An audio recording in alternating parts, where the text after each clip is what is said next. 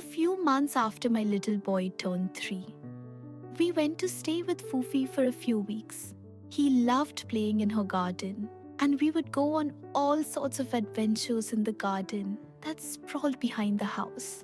It was a wonderful time, or so it seemed, until he would have a tantrum.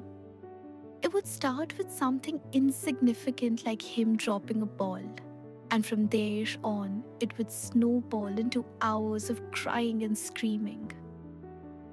What frustrated me most about the situation was that no matter what I tried, nothing would help or soothe him. I would begin to get frustrated with myself and end up scolding him. We had been at Fufi's for about a week and a half when one morning a young woman with a child around the same age as my little one walked in. We were having breakfast. Fufi had made malai roti, which my little boy loved. Fufi asked the woman to sit down and join us, and then asked what she could do for her.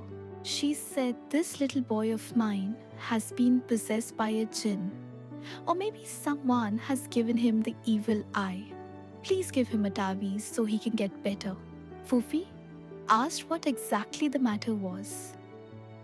The woman explained that he never listened, got angry about the smallest of things, and generally behaved like a rogue dictator.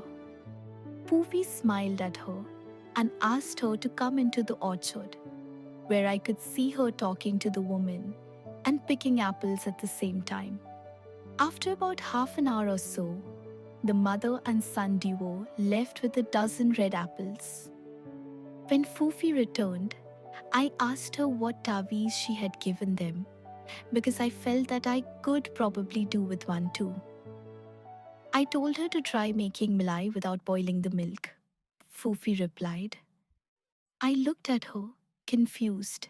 You still haven't figured it out, have you? Fufi asked. The greatest responsibility you will perhaps have as a parent is to hold space for the difficult emotions your child will have. It is easy to accept your child when they are happy or even sad.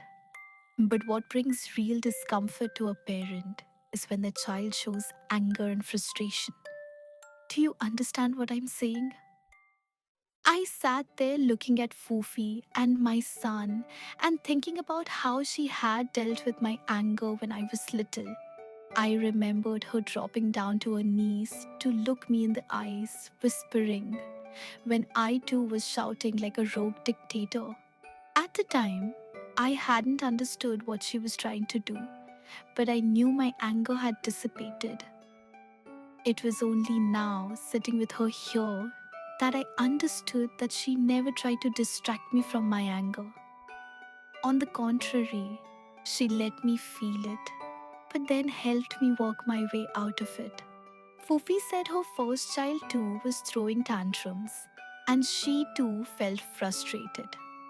She tried disciplining her in all the usual ways, but all it did was make her afraid of Fufi. She knew that there had to be a different way. Fufi went back to her village and spoke to Appa. Appa said, Fufi, in exactly the moments you want to yell is when you should lower your voice. You are the shore against whom the waves of all their emotions must break sometimes, so that they may know the strength of their own emotions and ultimately learn how to tame them. The gentler you are with them now, the gentler they will be with themselves and the world tomorrow. I sat there trying to gather everything she had just said and what Appa had said to Fufi. When we returned home, I put Fufi's advice into practice and often imagined myself as a never-ending coastal shore and my son's tantrums as waves breaking against me. There are still times when I fail, but those are far and few in between.